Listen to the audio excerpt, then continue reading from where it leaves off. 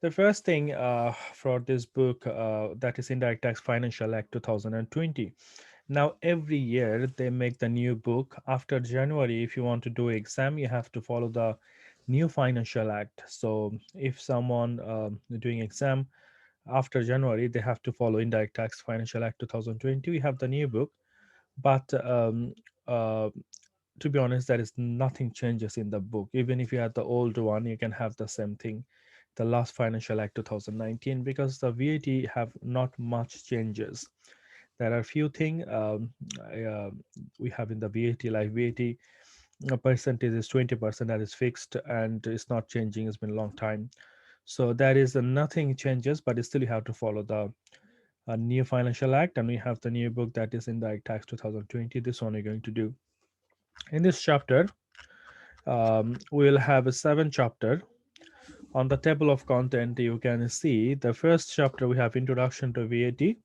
From this chapter, we're going to see what is VAT, how the VATs work, how many types of VAT we have. For example, the input VAT and the output VAT, and how we recognize the VAT. For example, who when we sell something, so VAT on sale, we sell it is the output VAT. VAT on purchase, we called it input VAT. So when you buy something and pay the VAT, we called it input VAT. When you sell something and collect the VAT from the customer, we called it output VAT. The VAT actually is not for VAT is not actually for the seller. VAT is collected on behalf of the HMRC. So let's say if we have a business, we collect VAT on behalf of HMRC. So we just work as like employee for the HMRC. So we collect the VAT on behalf of the HMRC. Then we keep all the VAT together, and every 3 months we give this VAT back to HMRC. In UK, 99% company, they do quarterly return for the VAT. That's the standard. But there is some other way you can do the VAT. There is some other submission deadline we have. For example, the yearly VAT, but that is monthly VAT. That is very, very rare, and that is in the special case. So normally, if someone asks you how we submit the VAT, we said we submit the VAT yearly, quarterly. So VAT normally quarterly submission. Then the next step we have the VAT basics. VAT basics will tell us like what is the requirement for the VAT registration. Now we have to know that not every company have to register for the VAT. It is not mandatory like every company have to register for the VAT. The HMRC gave us a guideline. They said if your income is at 85,000 in last 12 months. So if your income is 85,000 or more in last 12 months, then you have to register yourself on the VAT. Now, if for some reason, if your income is not 85,000, you really don't have to register for the VAT. It is not statutory. But if you want to, you can. For example, for the whole year, your income is only 50,000. But if you still decided, I want to register for the VAT, you can do that. Now, what is the advantage? The advantage of that is like, for example, normally when you start a business, we buy a lot of fixed asset. We have a lot of capital expenditure. For example, we buy computer, we pay the rent, we take the lease of the building, we buy the furniture. So all of this we buy at the beginning of the business. Now we paid a lot of VAT. Now, if we are not registered for the VAT, then we cannot claim it back. So that's the reason some company, even though they are not crossing the threshold, they still decided, let's start with the VAT registration because I can claim back. And after maybe 6 months or 1 year, they can deregister again. If they see the income is fell down, then they can always deregister. There is no hard and soul like rules. If you register once, you cannot go back. You always can. Then we have input and output VAT, how we calculate the input and output VAT. So input VAT is when we buy something as a purchaser from our supplier. So when you buy something from the supplier and pay VAT on purchase, we call it input VAT. And when we sell something and collect VAT from the customer, we called it output VAT.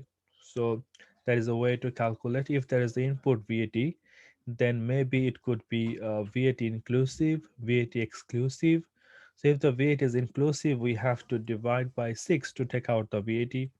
If the VAT is not there, we have to multiply by 20%. We need to see how much is the VAT on the output VAT if we charge to our customer. If the question said the VAT is inclusive, divide by 6, not inclusive times 20%. So you're going to see everything from that chapter. Then chapter number 4, we have a accounting for the VAT. So here we're going to see how we basically account for the VAT. So there is some rules like when the VAT will be charged, when not.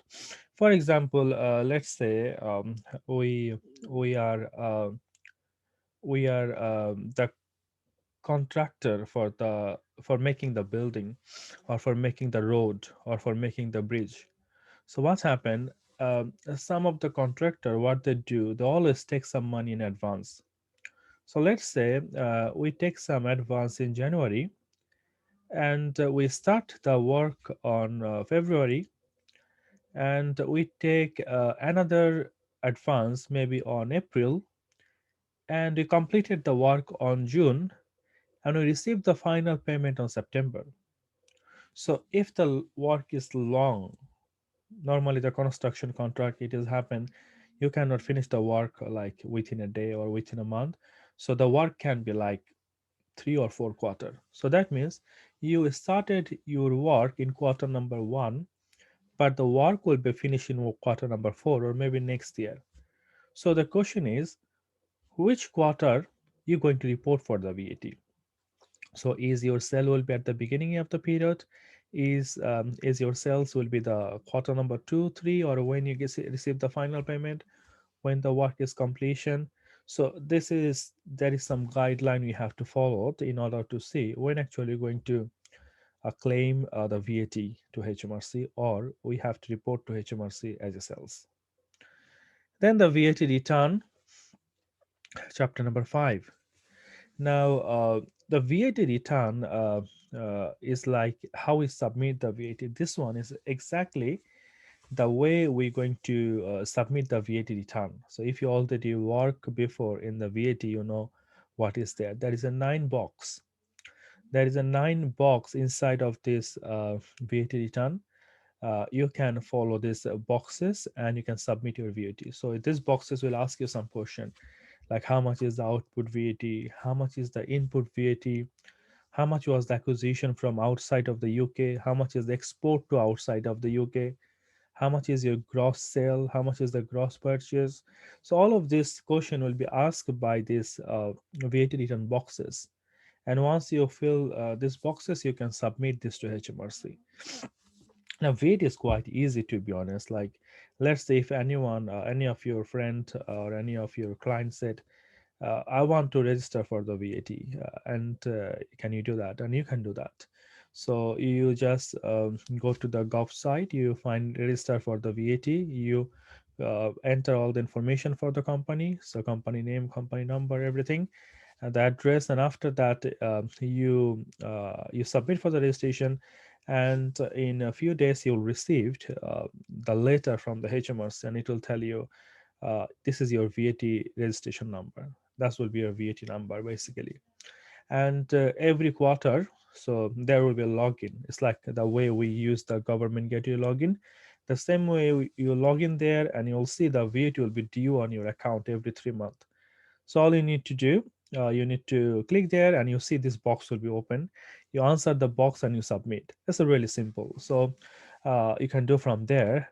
And if you have a software, accounting software, for example, if you have a QuickBook, if you have a tax filer, if you have a any software that you use like Irish, any type of software that you use for the company or a company use for the accounts, they can do VAT straight away. So when you set up a client company, you can tell the software like this client, is a VAT registered.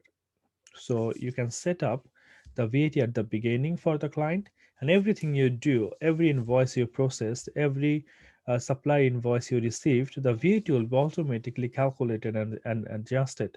So the input VAT and the output VAT will be automatically calculated inside of the software. And basically the software is a linked the software is a linked with the HMRC site. So you can submit your VAT straight away from the software. You don't have to go to the government site. You don't have to log in. You can do by yourself. And then we have a VAT scheme for the small businesses. How many schemes we have? We have a cash scheme. We have a standard scheme. We have a annual scheme. So there is some scheme. For example, you can submit your VAT based on the cash scheme. There is some requirement you have to fulfill, and there is a scheme that will be submitted every year, so you need to fulfill that requirement. Standard is every 3 months, that is default. So if you don't choose any other scheme for the VAT, you will be automatically decided to enroll to the standard scheme, that is a quarterly return. Then administration, there is some guideline ethics part you'll see from there maybe, but it's not something, any calculation or anything. So this is the whole area for this indirect tax, or we can say VAT. There is nothing tax here, even though the book said is indirect tax, but we're not going to see any tax here. It's like the VAT. So if we complete this paper, we will be able to submit the VAT return for the client, or maybe like we will have a better understanding how actually the VAT work. So let's move on to chapter number 1, and let's have a look, introduction to VAT.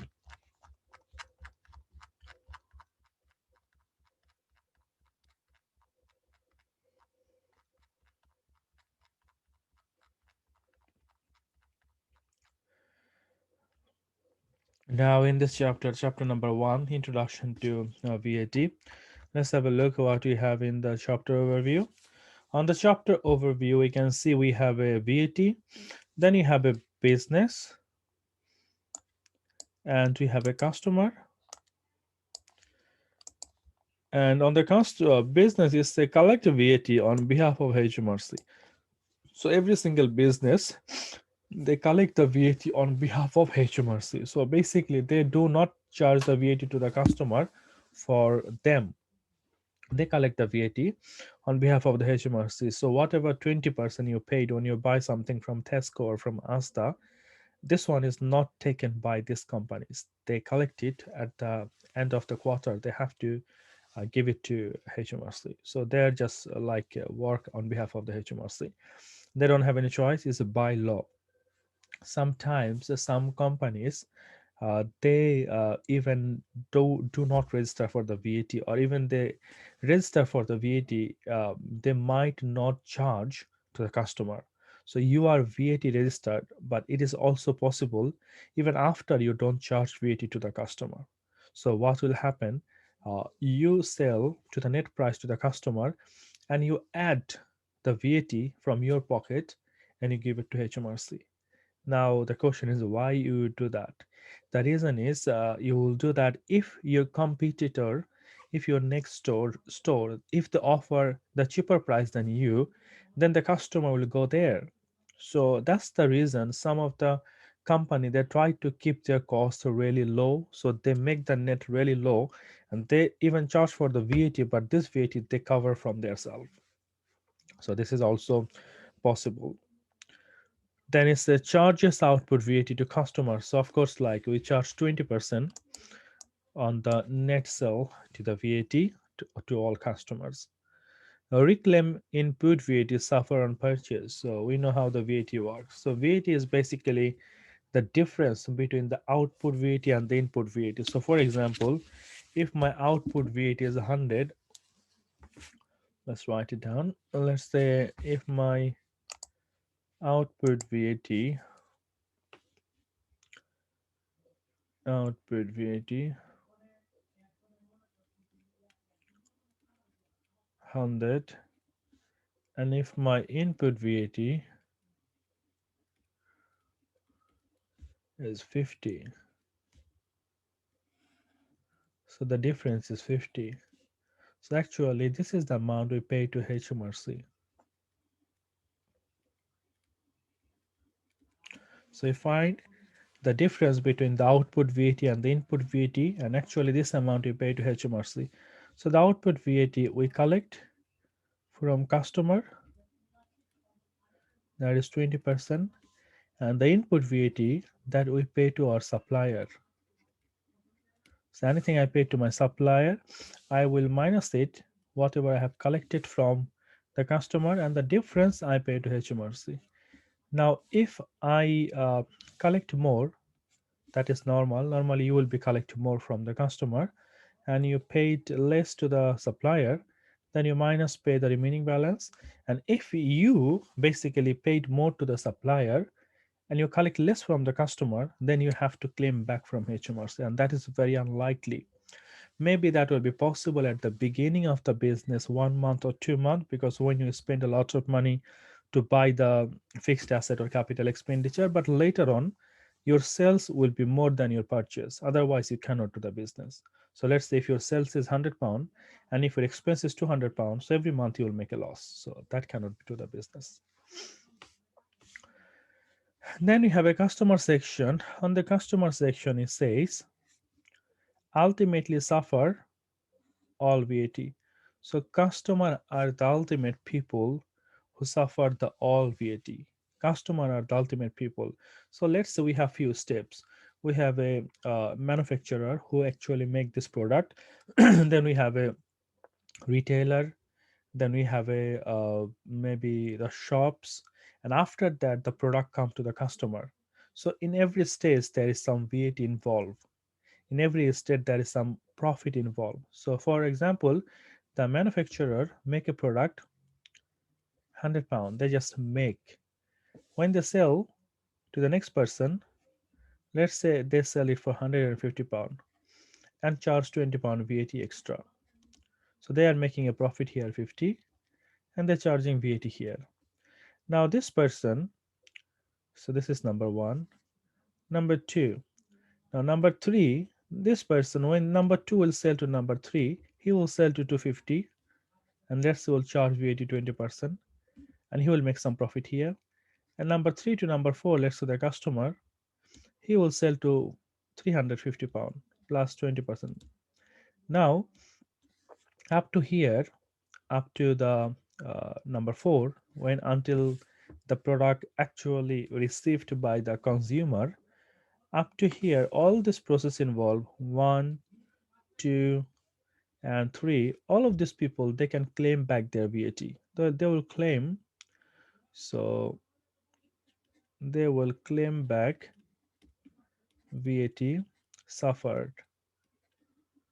So they will claim back all the input VAT. Only the customer, the last person, that is you and me, maybe we cannot claim back the VAT because we don't have a VAT number, and the customer is the ultimate person who suffered the VAT. So normally, if you said, is there any cost for the VAT for the business? Actually, it is not if the business is VAT registered.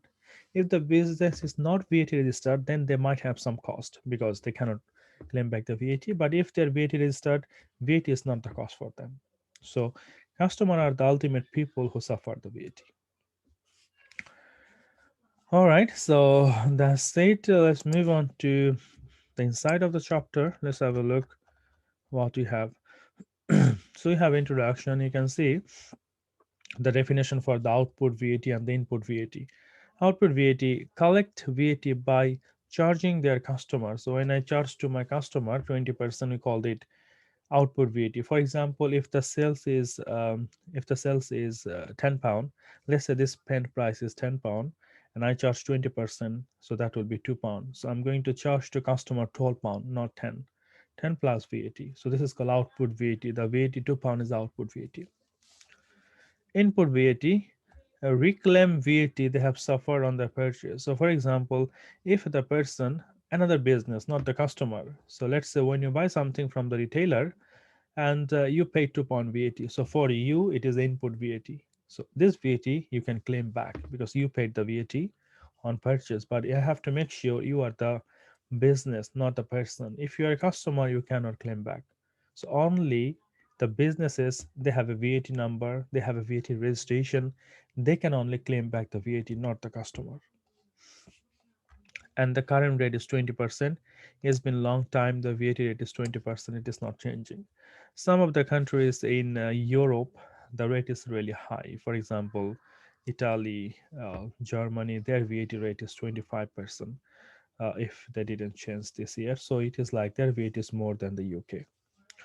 And of course, like up to like last year, it was treated like the whole Europe as a single market. So even if you paid any VAT in the European country, you can claim it back. So that will be treated like you are buying something from the UK. But now the after the Brexit, maybe the regulation will be changes. They are still making the regulation because they're still making the negotiation, but there is no decision yet what will be, how it will be charged. So that will be not have an impact on your exam at all. So there will be no question because of the Brexit or some other thing. So still you have to treat like the Europe as a single market. Then we have a collection of the VAT. In the collection of the VAT, basically they are saying how the VAT will be working from the manufacturer till to the customer. So it is the end customer. So the end customer means the last person, the last people, last customer. Normally the general public. So normally the general public who suffer the full amount of VAT. However, the VAT is collected by HMRC at each value added stage of the production process. So even when um, when the manufacturer sold to the retailer, the manufacturer charged VAT and pay VAT to HMRC. Then the retailer claim it back, but he cannot claim back everything because there is some profit he added. So every time if he added the profit, the VAT will be more.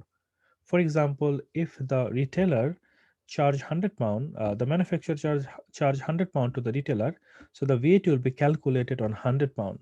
But when the retailer will sell to the shop, he will sell it for £200. That will be 200 times 20% VAT. So VAT will be 20. Then the retailer, when they sell to the customer, then they will sell it for £300. So the VAT will be charged on £300, not 100. So that's how it will be increasing. There is illustration here, collection of the VAT. Let's have a look. So in this illustration, we can see producer. So producer is the people who basically make the product. So before him, there is no one. Someone need to make it fast. So that's the producer. So he sell raw material £100 plus VAT. So he sell 100 plus VAT. So 100 and 20% VAT. That the VAT will be 20. Now, total VAT payable to HMRC. So he sell, of course, he collected £20 VAT. So this £20 he need to pay to HMRC. Then factory buys the raw material to manufacture their product.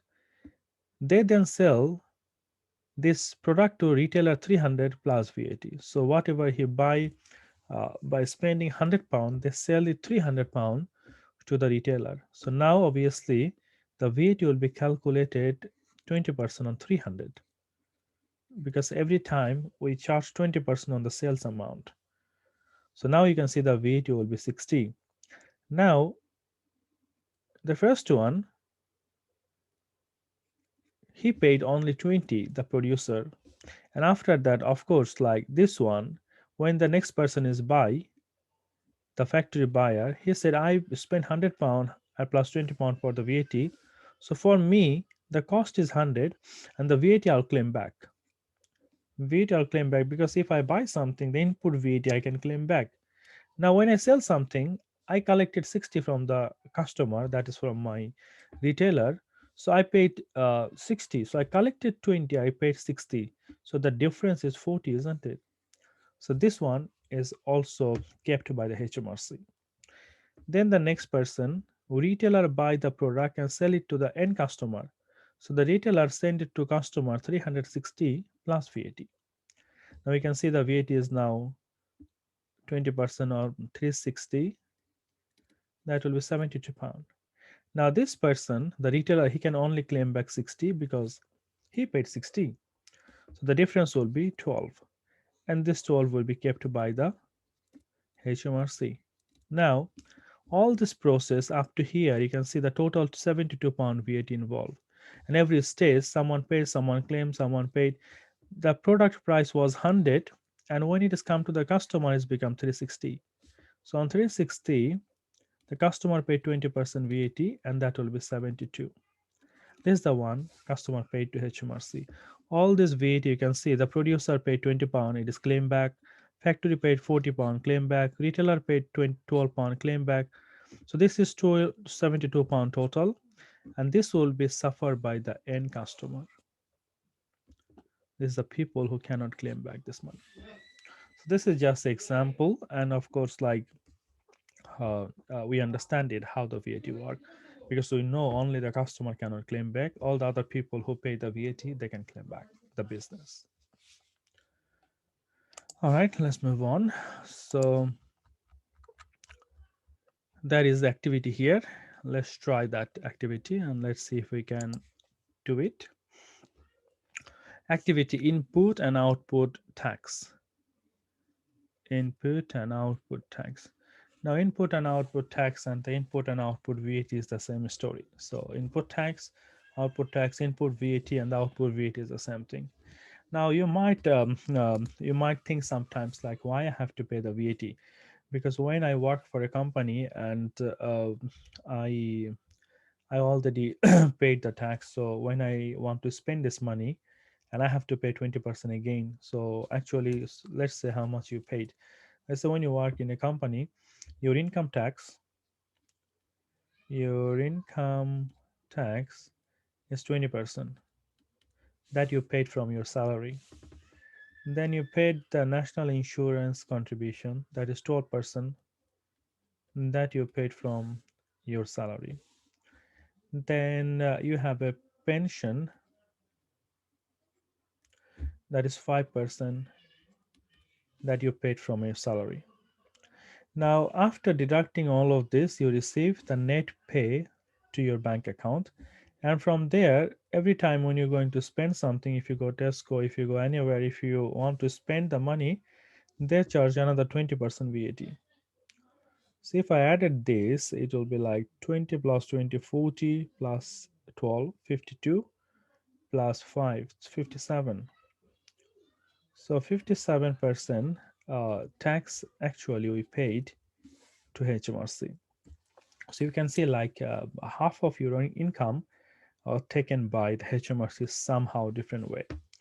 So sometimes we might think like, why I have to pay the VAT? The VAT is basically this, that when the product added any value, you have to pay some extra for that. For example, like if you buy the raw meat from the meat shop, for example, if you go to any raw meat shop that we can see in the street, we can found in the street, if you buy a raw meat, you will see there is no VAT. Every time if you buy a, let's say you said, I can I have a 5 kilo chicken, can I have a 5 kilo lamb, and you look at the receipt, there will be no VAT, because this is the meat come from the animal directly, so they didn't add any value. So this is the meat that they can be found in as a natural, so they didn't do anything with this meat as a fresh, so there is no VAT for that. But if the same meat, if they cut it and put it in a plastic box, or maybe they refreeze it, or they maybe keep in a tin, so they added some value because they done some work, they done some process, and because of that they will add 20% VAT. So the definition here is like, if the product that you can find as natural, there is no VAT, and if something is done with the product to make it better, then you have to pay the VAT. I have a question from Carmen. I saw that in some case the VAT is 5%. Why? Okay, so this is called a reduced rate VAT, Carmen. The reason is like some company, they have some advantage of the reduced rate VAT. Now I'll tell you why. For example, let's say your sales is £100 every month. So your sales is £100 every month, and 20% of that, let's say it is 20, and your purchase is 50 every month, and the input VAT here is, let's say, 10. So you have to pay to HMRC 10 every month, and this amount doesn't change. So basically, let's say you have a 5 flat, you have a house business, you have a 5 flat, and every month your income remains same because you receive the same amount of rent from the tenant, so the income doesn't change. So let's say last 6 months, last 1 year, last 2 years, your income is same, and you have some expenses, for example, for the repair of the house, for example, the maintenance, for example, for the security. So all of this expense is kind of half of the income, the mortgages, interest. So let's say half of the income. Now, if you pay the same amount of VAT, £10 every month, now rather than paying £20 and claim back £10, so you pay 20 and claim back 10, you tell HMRC, listen, my income doesn't change frequently. My income is fixed. You can see the last whole year my income is same, and I don't think so it will be changed. So can you make my VAT reduce rate so that I don't have to pay and claim back? So HMRC will say, okay, I'll make your VAT rate 10%. So from now your VAT rate is 10% on sales. So £100, 10%, so that will be £10. You cannot claim any VAT anymore, so you just pay 10%. So what will happen? You will only pay £10, and here you pay £10. The story is same. So you don't have to claim back, you just pay the VAT. So this is called reduction rate of the VAT. We'll see it. We have a chapter, we will see it like more details. But I think you have now basic understanding why it is reduced. Ultimately, HMRC don't suffer any loss. They just make it like estimated for that. All right, so let's read this question here. Said business A sell good to business B. So business A sell.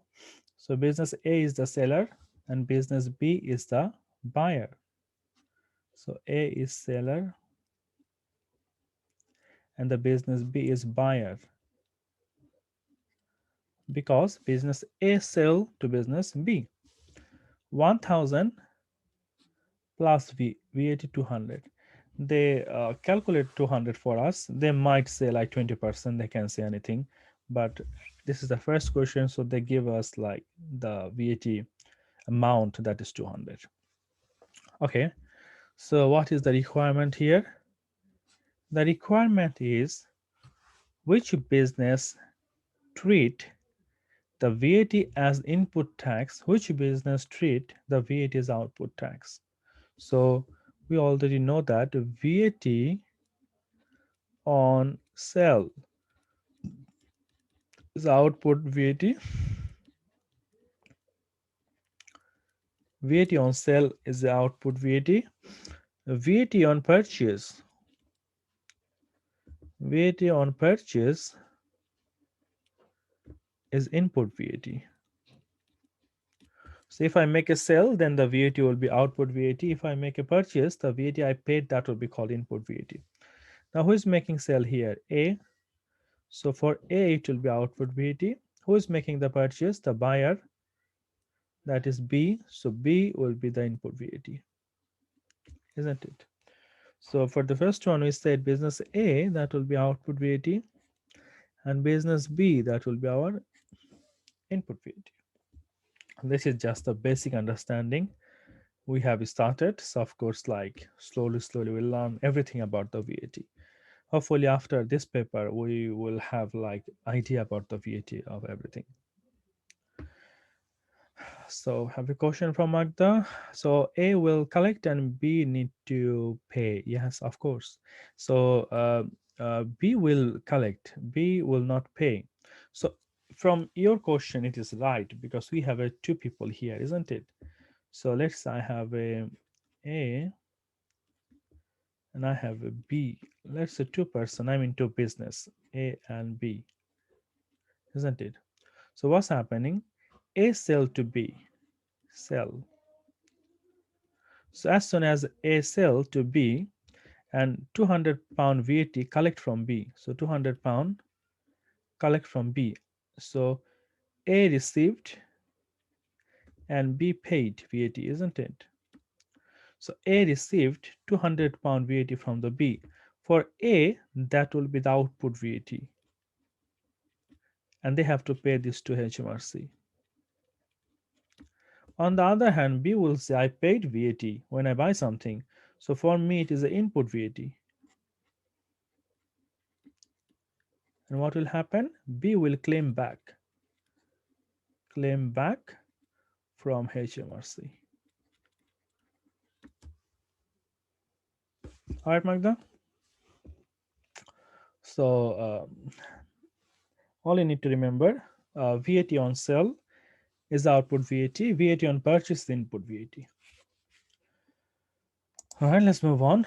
Let's move on to the next area. Let's see what else we have. In chapter number 1, really, we don't have anything. It's just introduction. Let's move to chapter number 2.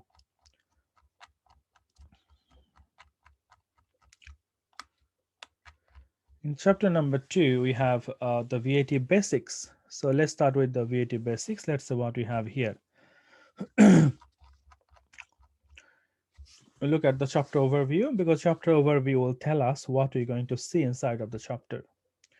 So the first thing on the VAT basis, we can see we have a two thing: scope of VAT and the registration. Scope of VAT, we have a taxable supplies and we have a exempt supplies. Taxable supplies is implies on a taxable person. So if you are the person who will be treated like all of your sell will be the product you sell, that is taxable supplies, then the VAT rate will be 20%, that is standard rated,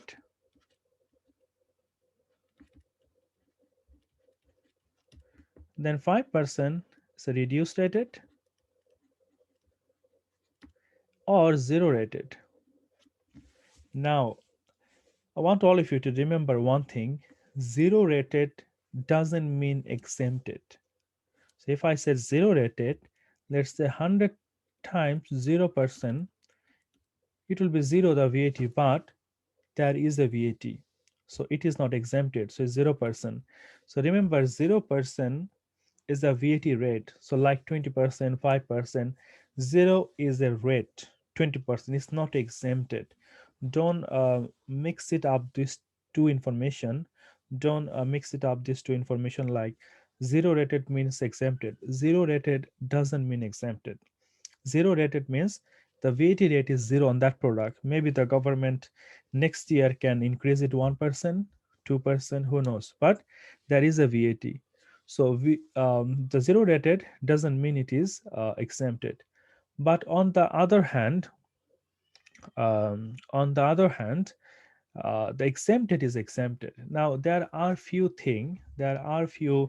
product we have the rate is zero rated, especially for example, if we have children clothing, then the children milk, then we have the children milk powder. So some of the children product we have zero rated VAT. That was decided by the government in this country. Maybe it will be different in different country, but remember that zero rated means you multiply by the zero. So obviously if some product have a zero rated, you have to multiply with the zero. The next one we have uh, exempted. Now the exempted rated is when it is exempted. Exempted means you don't have to pay VAT at all. Now it is fully exempted. For example, if you are a charity, sometimes you are fully exempted, and so many charity, they have a charity number, they have a like VAT registration with the HMRC, and they got exemption certificate. So then they don't have to charge VAT. So they only charge the net amount. So and The next one we have can recover input VAT. Now, even though your rate is when it is a rate is 10 or 5%, you can claim it, you can claim it back anyway. But it is also possible, even though your rate is only 0%, still you can claim it back. There is a way. There is some test we have to satisfy, and this test calls is a diminished test. We're going to see it later on. If this test is satisfied, you can claim back your VAT. The taxable supplies. So taxable supplies is basically, Shehzad, when you sell something, the product that is not basically exempted. So if something is not exempted, that is called taxable supplies, and we'll see some example for that later on. So there is two things we have: one is exempted and one is a taxable supply. So this is the difference, and the VAT rate could be 20%, could be 5%, or could be 0%. But on the other hand, we have exempted, so there is no VAT impact. But if you are exempted, then you cannot claim input VAT. So let's say if you are exempted from the VAT, then you don't charge VAT, you don't pay VAT, but you cannot claim as well. So whatever you pay when you buy something, when you purchase something, all the VAT will be cost. So if I buy something and if I'm exempted, or if I don't have the VAT registration, the VAT is also part of my cost. For example, let's say if I buy something 100 plus 20 VAT, so 120. Now, if I am a VAT registered business, for me the cost is 100 because I'll get it back this 20 from HMRC, even though I paid, but I'll get it back. On the other hand, if I'm not VAT registered business, then full cost is 120 because I don't have no place to claim it back.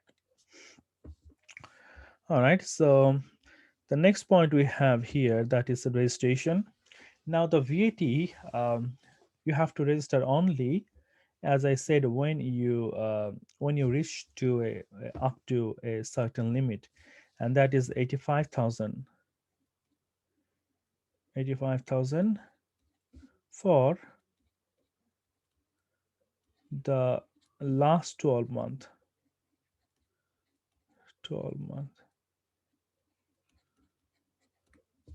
85,000 for the last 12 month.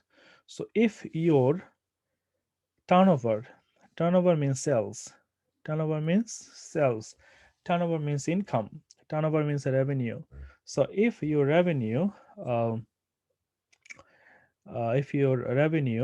income or sell anything that is more than 85,000 for the last 12 months, then you have to register with the VAT.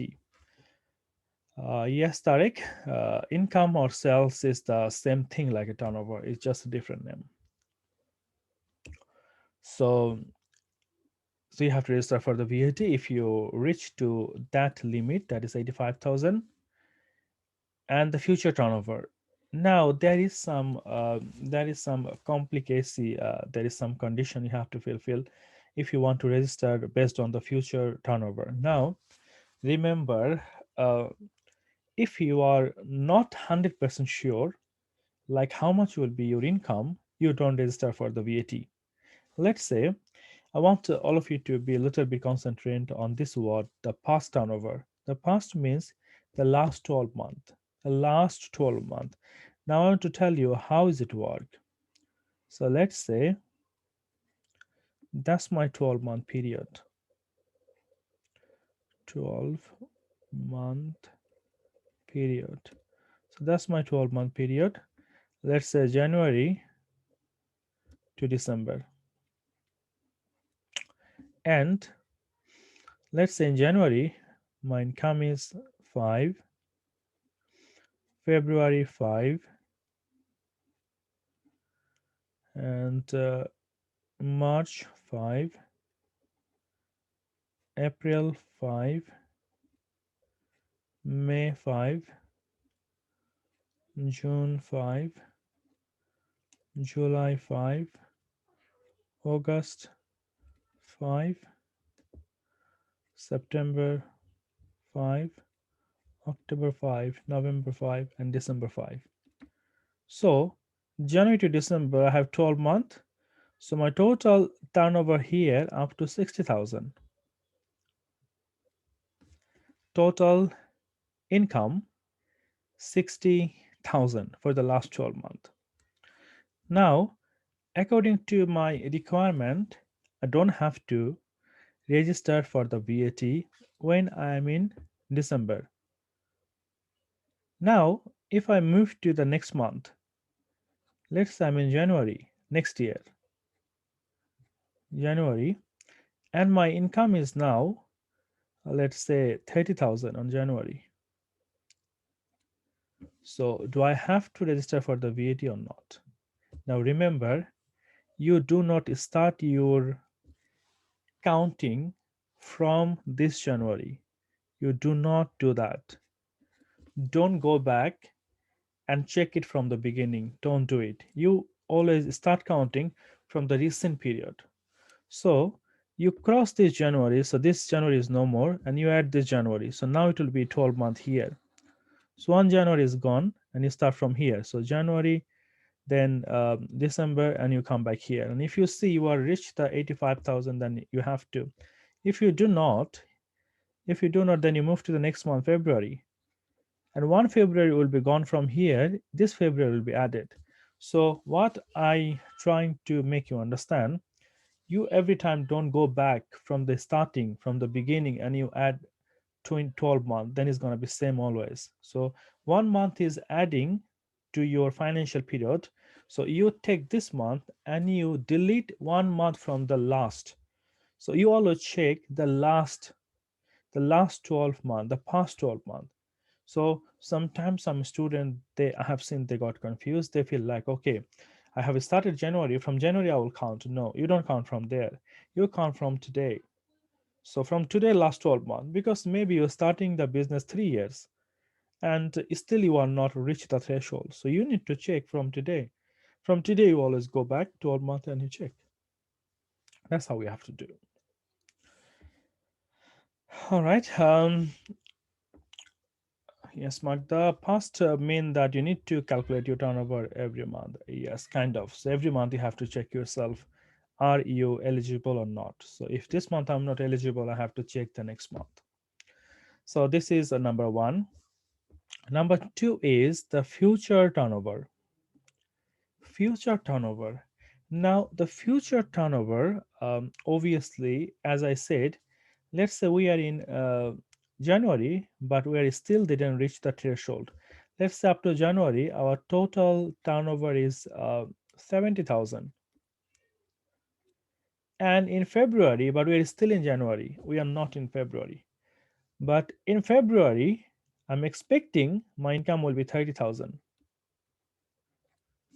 Then I can register for the VAT. But remember, it's not just I feel it. I have to 100% sure. I have to 100% sure next month my income will be this amount. Now you can think like, how can I be 100% sure how much will be the income for next month? You can. Maybe you receive a contract from someone. So you already have a contract. You already received the order from some customer and they said, next month I need 30,000 pound product. So you already received the contract. You already received the order. Already they make the order, already make the deposit. So you are 100% sure the next month the sale will be this amount. Then you can register for the VAT. When I said you can, I mean that will be the statutory requirement for you to register for the VAT. So this is called future turnover. When I'm absolutely sure, when I'm 100% sure, next month the income will be crossing 85. All right, so the registration criteria, when the income fell down to 83,000 for the last 12 months, the same way I can check if the income come down to 83,000, then I can deregister from the VAT. Um, what is your question, Magda? When once you make 85, next month your income decrease. Well, this one, normally, like what happened in a real life, when you register for the VAT, if you check like 80, okay, so you have the answer, that's fine, Magda. Okay, but in real life, what happened, like the income doesn't really come down 85,000. Let's say if I said 85,000 divide 12, so every month the sales will be 7,083 pound. If I divide by 30, so my sale will be 236 pound. So if one day, if every day my sales is only 236 pound, then I have to register for the VAT. Now you can see like almost every business they make 200 or 300 pound every day, because they have a staff, their salary is maybe like more than 200 pound every day. If three people work for the whole day, their salary is more than 200 pound. So if they make 236 pound, they are reaching 85,000 pound for the whole year. So it's not very big amount. So HMRC want like almost everyone to come to the threshold for the VAT. And if it is not compulsory, compulsory means statutory, you have to, then you can do the voluntary registration. So voluntary registration, that have some advantage. As I said, you can claim back the input VAT that you suffered because of purchase. So whatever you buy, whatever you purchase, you can claim back the VAT from there. If you don't have the VAT number, you cannot claim back anything. So it's better to register yourself as a volunteer. You claim back all the VAT. After that, if you need to, you can deregister again. But there is always the issue sometimes, like that's like kind of I have seen when we register for the VAT, there is no issues. We receive the letter, this is a VAT number. And after a few months or after a few years, if you keep paying the VAT and you suddenly decided to deregister, and most of the case, there is an inspection from the HMRC, like they want to check you, like how come after a few years your business sales goes down. So normally they will come to you and they will check every single thing to find it out, are you telling the truth. So if you have a business, if you are running the business for a few years, and if you decided to deregister after that, you have to make sure you have all this paper, because HMRC will definitely come to check you, like why you are deregistering the VAT. Because maybe you just register for the VAT, claim all the VAT, and after that you are deregistering. So they want to check if you are absolutely fine, you're telling the truth, there is no problem, but they do check if you deregister from the VAT. All right, so we have this little bit discussion from the chapter 2. Let's go inside and let's have a look what we have. Now the scope of VAT. In the scope of VAT, we have few things. The first thing we have, that is taxable supplies. So Shehzad, you can have a look this one, that will give you your answer. VAT is chargeable on taxable supplies of good services made in the UK by a taxable person in the course of business. So if a taxable person do business in UK, so everything they sell, supply means sell, everything they sell, they have to pay VAT on that. Now who is the taxable person? So that's taxable person is the individual or a company. So it could be individual and company. Why they mention both? The reason they mention both individual and the company, the reason is if you are a sole trader, if you are a self-employed, then you are individual. But if you are a limited company, then you are a company. So you can, if the question say taxable person or taxable company, so it means only the company. So taxable person could be individual, could be company. Who is required to register for the VAT? Who is required to register for the VAT? If the person required to register for the VAT, then you need to understand this is the taxable person. Now all of us, we know when we need to register for the VAT, when the threshold reached to 85,000, isn't it? When our threshold reached to 85,000, then we have to register for the VAT. So until I reach the threshold, I'm not the taxable person. But if I reach the threshold, I'm the taxable person, and it will be compulsory on me to register for the VAT. All right, the taxable supplies are those The taxable supplies are those which are standard rated 20%. So as I said, we have a 3 rated, standard rated, that is 20%. That's very standard. As the question said, it is standard rated. So you understand it is the widely common one, standard rate.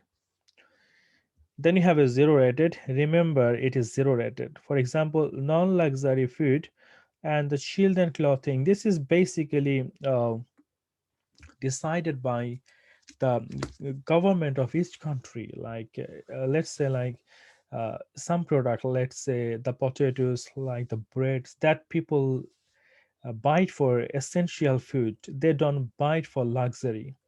For example, they need to buy milk. Now this one they don't buy it for the luxury. This is the buy it for the survive.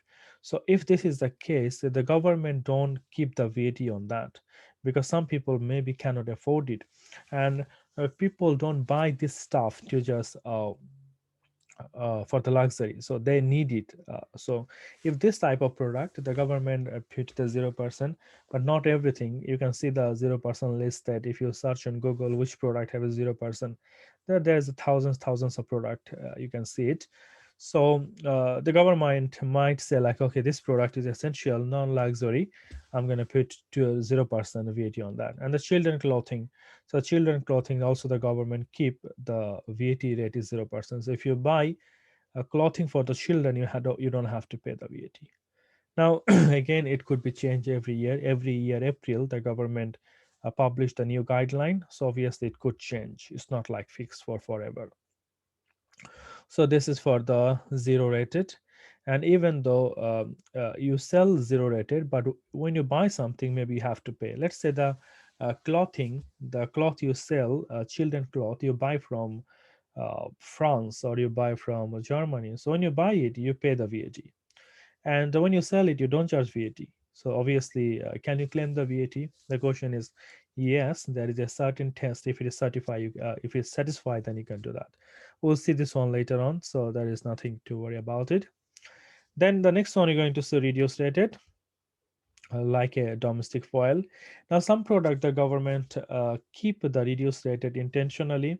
Obviously, that one you cannot buy it for a different reason. For example, the fuel you don't buy if you don't need it, because you don't have a place to keep it. So if you buy the fuel or the petrol, you just use it for the car. You don't just have a storage at home. You keep the fuel there. So if time this type of product, they keep it the VAT a little bit low.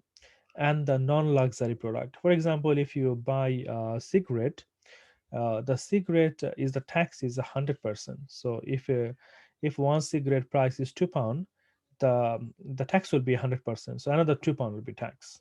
So if you buy some product that is really expensive, like a expensive car, then the tax will be really more. So on the luxury product, the government try to charge more tax, because the government knows that's the luxury product, so you don't need it for the essential purpose. So if you want to buy it, you have to pay it. And if you think like some there was a articles that was published, uh, so many people they make the petition. They said like the cigarette is a essential, so cigarette is not luxury. Cigarette, we need it. It's like without this we cannot. So we shouldn't pay any tax on VAT, because this is come under the essential.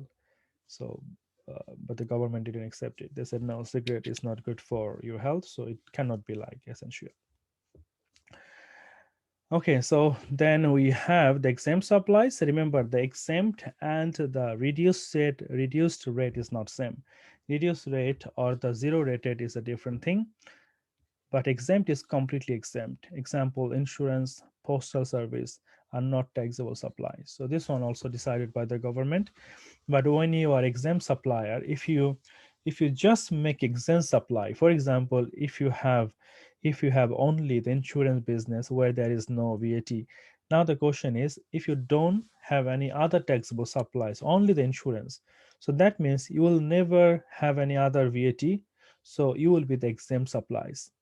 But if you are a seller, for example, if you are a shop, you are a small shop, and you sell both product. Let's say you sell the children cloth and you sell some a luxury product that have a VAT. So some product you sell that have VAT, some product is exempted. So you will be treated like a mixed seller, and obviously you have to see how can you claim that. So we'll see some example later on, which how much you can claim and how much you cannot claim. All right, so let's move on to the next point, the calculation of the VAT. So there is a calculation here, example, you can have a look yourself. We'll move to the next point, cost to the business. This one we also discussed that before. Like if the business is a VAT registered, then the cost will be for them only the net amount because they will claim the VAT back from HMRC. But if the business is not registered for the VAT, then the whole amount the company paid or the business paid is the cost for them. For example, if I paid 100 plus 20 VAT, so if I'm VAT registered, the question is,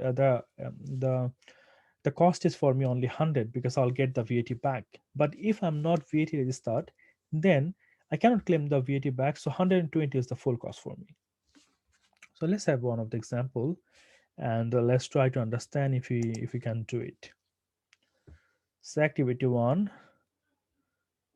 cost to the business, says the following business have just paid telephone bill 1200, and the 1200 the combination of 1000 plus VAT 200.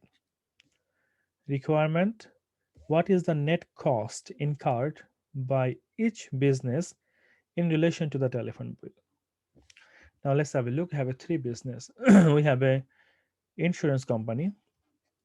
They do only exempt supplies. So exempt supplies, that means only exempt supply means he cannot claim the VAT because he only sell the exempted product. He cannot claim. He don't pay, but he do not claim as well. Accountancy firm, standard supply, that means I pay VAT. If I pay VAT, I can claim back as well. Bus company, zero rated. Zero rated doesn't mean exempted. Remember that. Zero rated doesn't mean exempted. That means I can claim back. Zero rated people also can claim back. So this two can claim back, this one not. So the net cost, can we try to answer this question? For the insurance company, how much will be the cost? 1000 or 1200? For the insurance company, the cost will be 1200. Why is that? Because the VAT 200 they paid, they cannot claim back because they only have exempt supplies. If you have only exempt supplies, then you just only sell the product and you don't charge VAT. So when you don't charge VAT, when you don't pay VAT to HMRC, you cannot claim back as well. So 1200 will be the cost for that. Then the accountancy firm, this one standard. So for them, the VAT we can claim back. So our cost will be only 1000, not 1200. For the bus company, zero rated, still I can claim back. I'm not exempted. I can claim back. So only the cost will be 1000, 1000 because 200 even I paid, I can claim back. But the insurance company, they have only exempt. They cannot claim any VAT they paid. Any question from here? Very simple, but make sure your concept is clear because we are going slow so that we understand everything so that like when the big scenario come, we don't get confused. All right, so let's move on to the next one. We have a registration. So this one I already explained, registration. So we have a past turnover that is called historical. That's called last 12 month. As I want all of you to remember again, 12 month means from the now. So you count from the now, not from the starting of the period. And the future test, as I said, if you are absolutely sure the next month income will cross your statutory limit, that is 85,000, then you have to register for the VAT. Otherwise not, but you have to 100% sure. You cannot just guess. So you say each day check if the total taxable turnover over for the next 30 days. So you just remember also, this is important. you don't think about the next 6 months or next 1 year. So you are today, you don't think like, okay, the next 1 year my income will be 90,000, so let me register VAT now, or I have to register VAT now. No, you only check the future dates for next 30 days, only the next month. So from now till next 30 days, if you see is there any contact you have received, is there any order you someone placed that will cross your 85,000 threshold, then you register for the VAT. Otherwise, you don't have to. All right. So next 30 days only future test. Let's move on. So we have the taxable turnover. It's a taxable turnover is the VAT exclusive value of all zero rated, reduced rated, and standard rated supply. So when I say the turnover, the sales or income, that will be the combination total of zero rated, reduced rated, and the standard rated, all three. It's not only the standard rated sale you will consider for the VAT. No, if your let's say your standard rated sale is 50,000, your zero rated sales is 30,000, and your reduced rated sale is 20,000. So all you need to make add to see did you reach the threshold or not. If either test is passed, so any test is passed, if either test is passed, the taxable person must notify within 30 days. So basically, if you reach the threshold, you have to tell the HMRC within 30 days. Within 30 days. So if I reach the limit to 85,000, from today, within 30 days, I have to tell the HMRC I am going to register for the VAT, or you apply for the VAT registration, and without delay for the future tests. So obviously, if your one test is satisfied, let's say the historic test or the previous test reached to 85, you don't have to wait for the future one. Registration is effective from start of the month, end of the 30-day notification period. So basically, if I notify today, from today, uh, end of the 30 days, my registration period will be started. And for the future date, it will be start 30 days period. We'll see how it will work when we into the example. So this is just two things. So first thing is like we have to tell HMRC within 30 days. So when you inform the HMRC, the VAT period will be started after the 30 days. And if it is future, it start from the 30 day of the period. So let's have a look one of the example. This example, they said historic test. In this test, we can see, so let's go a little bit down. Okay. So says Jack started his business on 1st July 2020. His monthly VAT exclusive. His monthly VAT exclusive turnover, standard rated 7,000, then zero rated we have 2850, and exempt supply 600. So total is 10,450. Started business when 1st of July 2020. Calculate the VAT exclusive turnover for each month, standard plus zero rated supply, exclude the exempt. So we don't consider the exempt. Remember that. We take a standard, we take zero rated, but if we have a reduced rate, we also take that. If there is a reduced, we take that, but not the exempt. Exempt you will never consider as a part of the threshold checking. Then total taxable turnover, how much? 7,000 plus 2850, this two, and that will give you 9850 per month. Work out when the 85,000 registration limit is exceed, if at all, up to a maximum of 12-month period. So let's have a look. It says after 8 months, 28th of February, the cumulative turnover is 78,000. So after 8 months, so that is 9850 per month times by 8, that will give you 78,800. So the limit is not exceeded. So after 8 months, we are not still exceeded the 85,000. But after 9 months, 31st of March 2021, cumulative turnover is 88. So we crossed here 85,000. So after 9 months you cross. Therefore, after 9 months, Jack must register for the VAT within 30 days. So we are in March. So by 31st of March, we reach the threshold 2021. From here, I have 30 days to notify HMRC. So obviously that will be by March, then April. By 31st of April, 30th of April 2021, and the registration will be start from 1st of May. 1st of May. So I reach my threshold 31st of March. I have to tell HMRC within next 30 days. That will be by 30th of April, and my VAT period will be started from 1st of May. So March, April, May. So in March, I reach the threshold. By April, I have to tell the HMRC from 1st of May, I'm with the period of the VAT. This is for the historic test. So let's move on to the next one, the future test, how the future test work. From the May, from the 1st of May. Yes, Magda.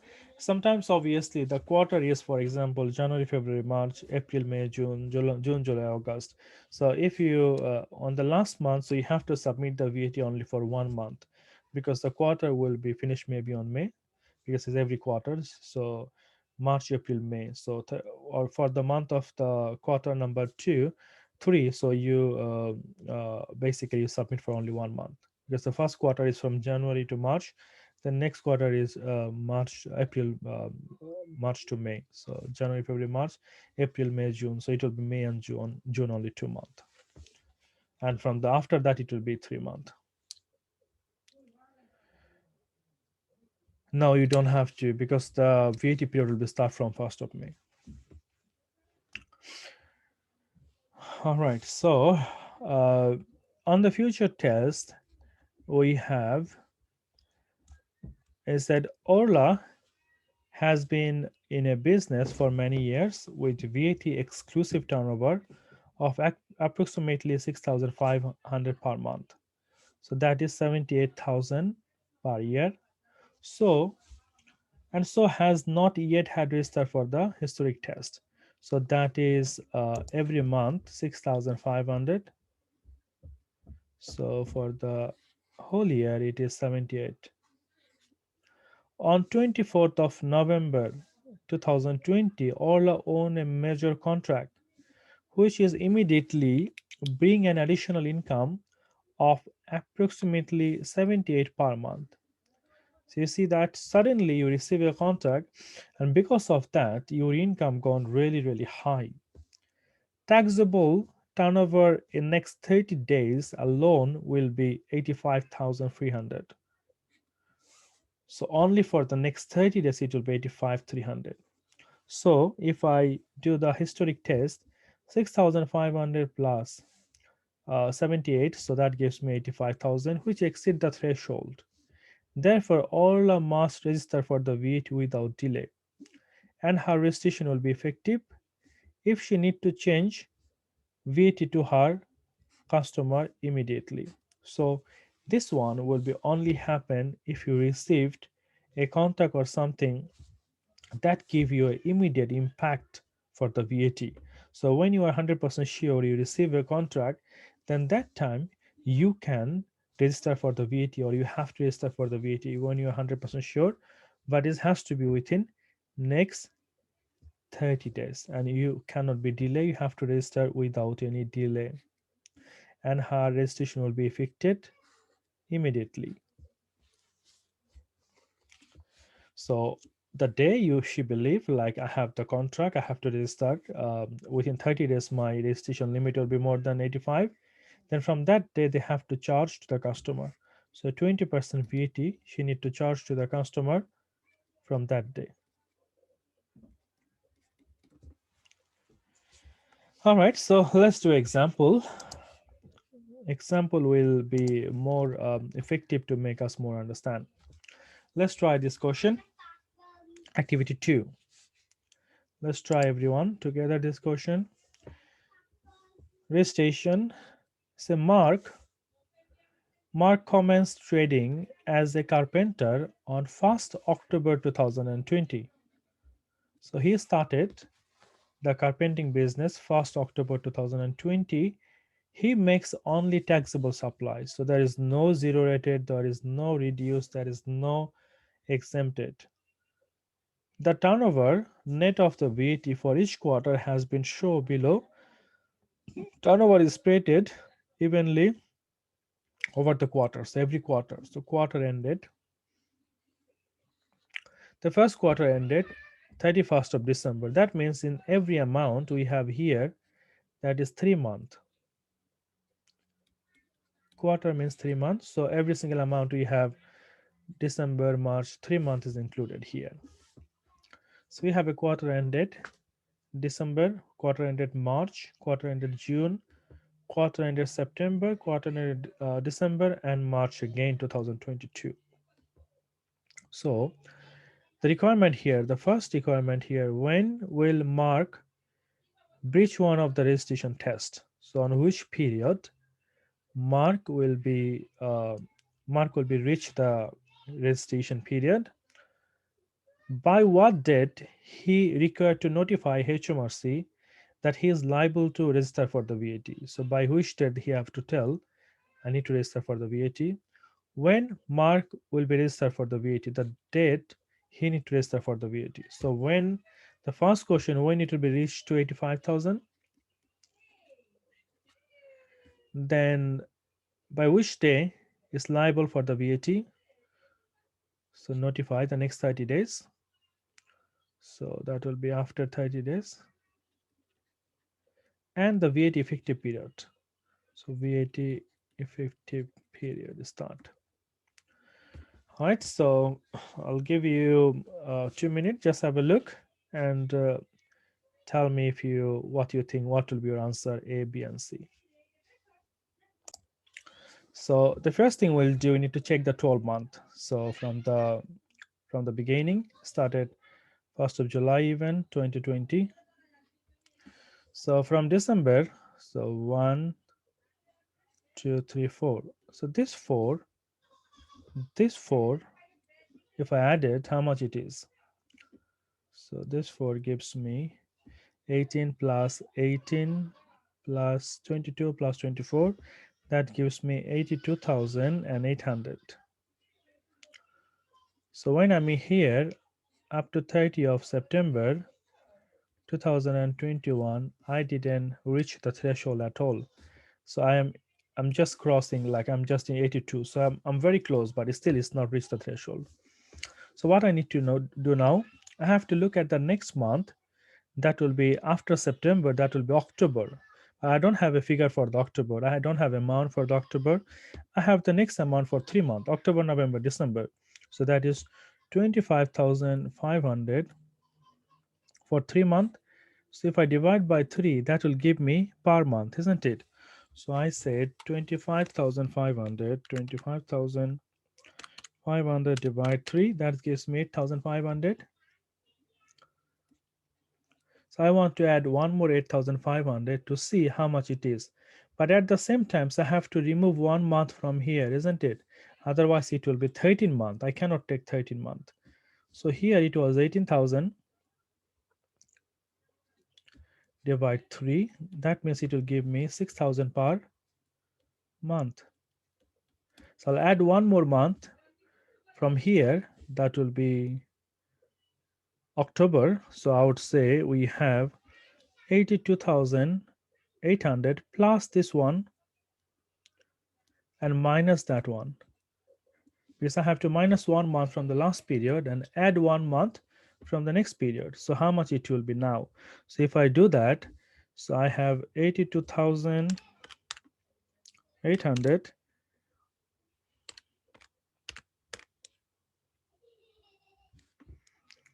then I have plus 8,500 to minus 6,000, and that gives me 85,300. 85,300. That means I reached to my threshold. 85,300. Magda, you need to be clear. How come you end up with 90,300? So 1 month you have to minus from here And you have to add, because every time if I go 1 month ahead, the last month will need to be go. So this 85,900, now I reached the threshold. So when? Not in September, but in October, 31st of October. The month could be 30 or 31st, I don't know. It could be 30 of October, but the next month will be reached the threshold. 30 of October will reach the threshold. So that means we have to, we breach one of the registration tests on 31st of October 2021.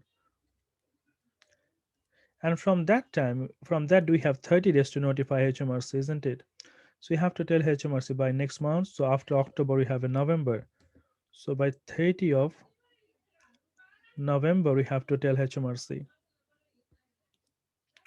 And the VAT period will be effective from 1st of December.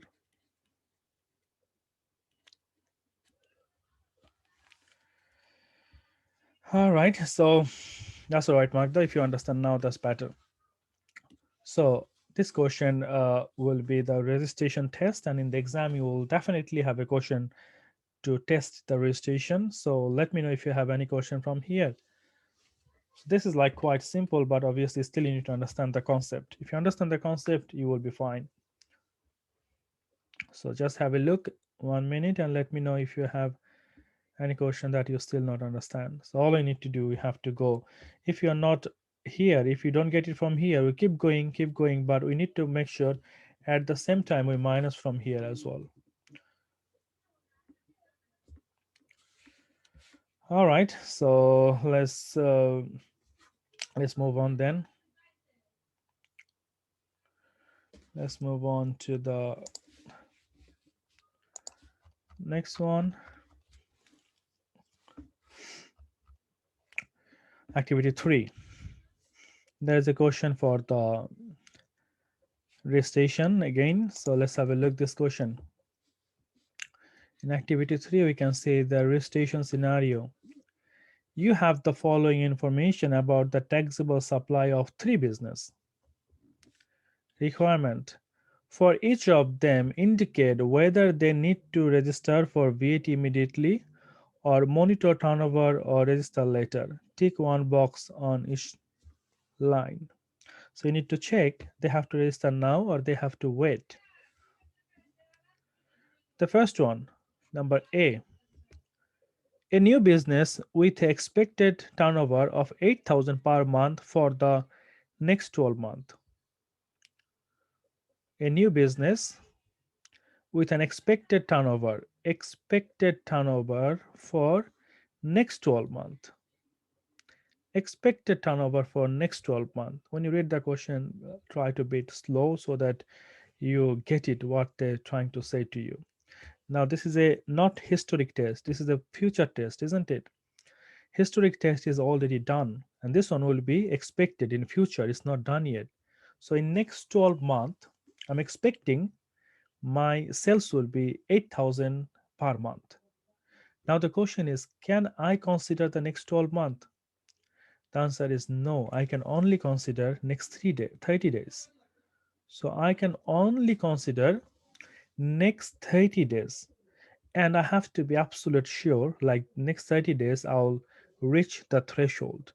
I cannot expect my income for next 6 months, for next 12 months. No. The future test is only tell me only for the next 30 days. The future test is only for the next 30 days. I cannot assume for the next 12 months. So I have no idea what will happen in next 12 months. It could go up, could go down. The sales could be more, could be less. This is just expectation. So my expectation could be wrong. So obviously, this one I cannot consider that.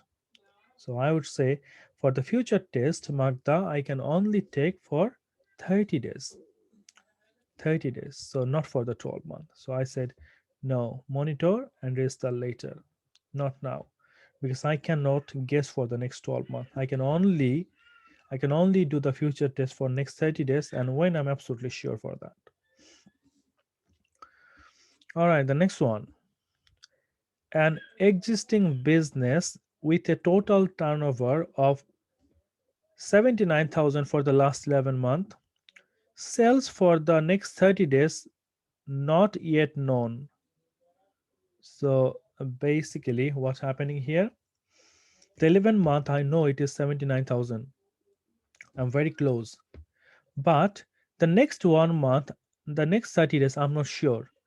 Even though I'm very close, only I need 6,000, but I'm not sure. If I'm not sure, I will monitor and register later. I will not do it now because I didn't receive any contract. I'm not absolutely sure. I'm not 100% sure. If I'm not 100% sure, I will not register for the VAT. I'll keep monitoring until I reach the threshold. So I said I'll keep monitor and register later on. Then the last one, we have an existing business with a total turnover 7,500 per month for the last 12 months. So 7,500 times 12. And how much it is, that will give you, if it is more than 85, then you have to register now. So we said yes. If it is 90,000, we have to do it now.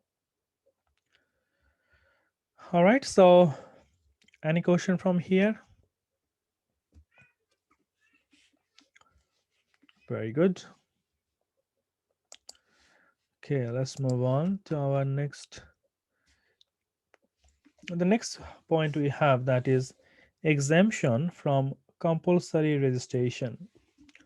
The registration requirement can be waived under the two circumstances: if the business can satisfy HMRC that taxable supply in the following 12-month period will be less than the registration threshold, that is 83,000. If the business make only or mainly zero rated supply. So you might get exemption from the compulsory registration if you can tell HMRC my income will be never like more than 85, or it will be always less than 83. Then HMRC might say okay, you are exempted. Or you might say I never sell any standard taxable supply, I only sell the exempted, so how come I'll pay the VAT? So maybe HMRC will say yeah, you don't have to then. So there is a template here, you can have a look, that might help you to understand like how it is work. We move to the next one. So we have the voluntary registration. Voluntary registration is all about our choice. We can register, we cannot register. So even though we are not reach the threshold, that is 85,000, but if we want, we can still register for the VAT, and this is called voluntary registration. So let's have a look. What is the advantage and disadvantage we have for the voluntary registration? So we have a business may apply for the VAT registration even though its taxable turnover is below the registration threshold. Zero rated trader may choose to register early to produce a net repayment position. Then we have implication of the registration. So some benefit and drawback. Drawback means the disadvantages of registration are highlighted in below. Advantage: recover input VAT. So if I register as a volunteer registration for the VAT, I can claim back all the VAT that I have paid. So when I buy something and if I pay the VAT, I can claim back if I register voluntarily. If I don't have the VAT number, I cannot claim back. Discipline. Now discipline means like you will be start getting with the procedure how to claim the VAT. You make sure you keep all these papers in correct, so you get discipline yourself, like as a business or as a person, because you are getting used to the VAT. Avoid the late registration penalty. So that means you are basically not missing the deadline. So if you registered early, so you are not missing the deadline. So you don't have to check every month like did I reach the threshold or not. So you register in advance, so there is no chance you will miss the deadline. What is the disadvantages? The disadvantages is administration burden. So you will have some admin burden. So obviously you will feel like there is some extra work for the VAT, and that is unnecessary. Maybe if you are not still reach the threshold, what's the point of doing the VAT and doing some extra work? Risk of penalty and error. So you might think like rather than doing it. Obviously, after that, what will happen? Maybe I'll do some mistake, because if it is not mandatory on me, what's the point doing something and made a mistake and get a penalty of that? Prices go up for the non-VAT registered customer as they cannot reclaim the input VAT on the purchase. Need to look at the customer status. This is very important. As I said before, if you start charging the VAT to the customer, for example, you have a business and up to now you never charged VAT to your customer, and suddenly one day you start charging the VAT to the customer, and customer got the receipt, customer have the invoice, and they said, what is this, VAT? And maybe the customer will not be very happy on you, and the customer think, if I go to the other shop, the next competitor shop, the price will be less, I'll go there because they don't charge VAT. So you're charging VAT, I'm not going to come here, because the customer cannot claim back, so obviously for them the cost will be extra. This are the disadvantages of registration for the VAT. Okay, so let's have a look one of the activity here. We have a voluntary registration. Says why penalty? Because if you made an error, there's a risk of penalty on errors. So when you submit your VAT return, VAT return, then let's say you make a mistake. Let's say you're supposed to say your sales is 10,000, but mistakenly you said your sales is 8,000. Maybe your output VAT was 10,000, mistakenly you said 8,000. So if you made a mistake when you submit the VAT, and that will give you a penalty, and this is unnecessary because it is not uh, still it is not mandatory on you. You just take it as the additional voluntary, and top of that you're getting some penalty, because if you don't do that is nothing, because it's not mandatory for you so far. So if you do voluntary, if you submit the wrong VAT, you might get the penalty for that. All right, so let's do the activity 4, voluntary registration. So let's have a look this one. So we have here, choose one reason why a business making taxable supply might choose not to register for the VAT. So even though your supplies are taxable, but you might still think, I will not do the registration with the VAT. What could be the possible reason? The first one, preparation of VAT return would need to be required. Then customer would benefit by being able to claim input VAT back, and the business would benefit by being able to claim back input VAT. So these two are the advantages, isn't it? These two are the advantages. So obviously these two are the reason they will do the voluntary registration. That's the only reason number A. That's the only reason number A. They have to uh, submit the VAT return every quarter, and for that reason maybe the business said, no, I will not do it, because if I do the voluntary registration every quarter, I have to submit the VAT return, and that's a hassle for me. So that's the reason I am not going to register, because I my income is still not crossed the threshold 85,000, so I'll do it later on. So our answer will be the first one.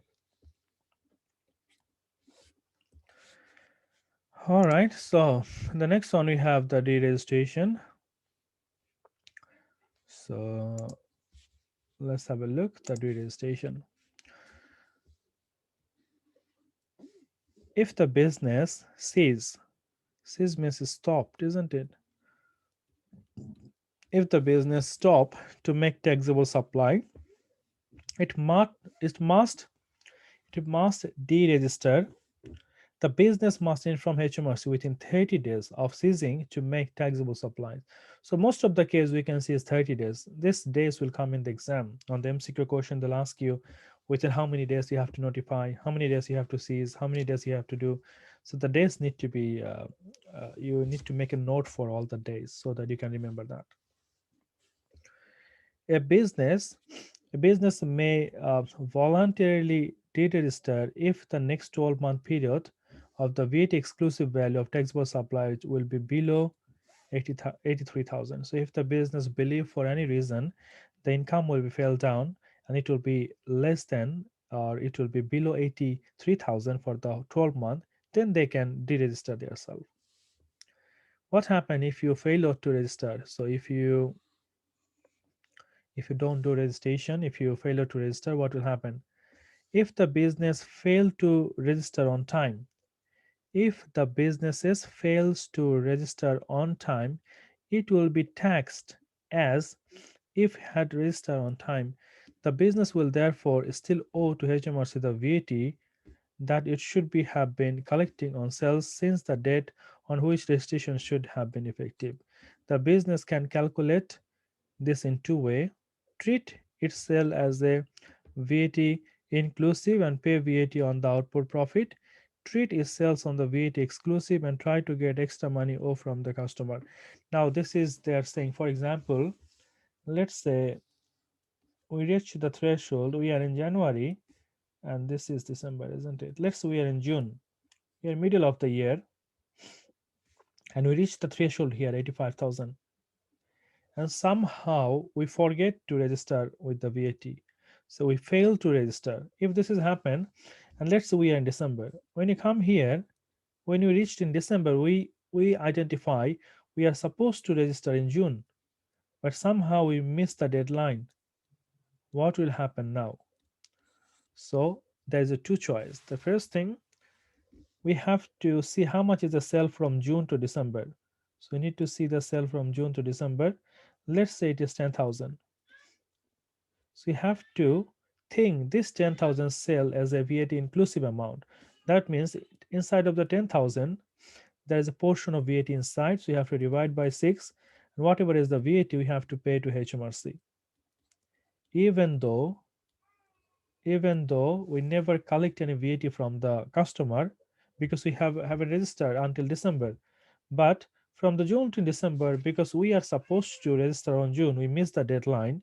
So we need to consider the VAT started from the June. So any sales we have made from June to December, we have to calculate the how much VAT is inside, and we have to pay the VAT to HMRC, even though from our pocket, because obviously we never charge VAT to the customers. We have to pay from the business pocket. Number one. Number two is all the customer, this 10,000 I have made sale, all the customer I have, I'll call them, I'll tell them, listen, I forget to charge the VAT on you. I have to charge you some more money. So that is very unlikely. It's not going to happen, because if your customer already paid to you, and after 6 months, if you call them like, oh, I forget to charge you VAT, can you pay some extra? Maybe they will never pay. That's very unlikely. Okay, Magda, what is that? But we can deduct VAT from the purchase if you do not register for the VAT, Magda. You cannot. Until you have the VAT number, you cannot claim back the VAT. So you can only claim the VAT on purchase if you have the VAT number, if you register for the VAT. And as soon as you register for the VAT, you have to charge to the customer. Even though if you are a voluntary registered business, still you need to charge to your customer. So the day you register for the VAT, even your income is only £1, you have to charge VAT 20% on £1. All right, so this is the end of the chapter, I think. So we'll not do much today, so we'll do up to 2 chapters. So maybe the next week we'll start with the next chapter. That will be input and the output VAT. So we'll start from chapter number 3, maybe next week. So input and output VAT. And here we don't have much thing. We have like a VAT inclusive, VAT exclusive, then irrecoverable debt, and partially exempted traders, overseas transaction. So we'll see some important thing next week. So all you need to do, you need to revise this chapter a little bit in advance, because that will be helpful for you if you do revise in advance.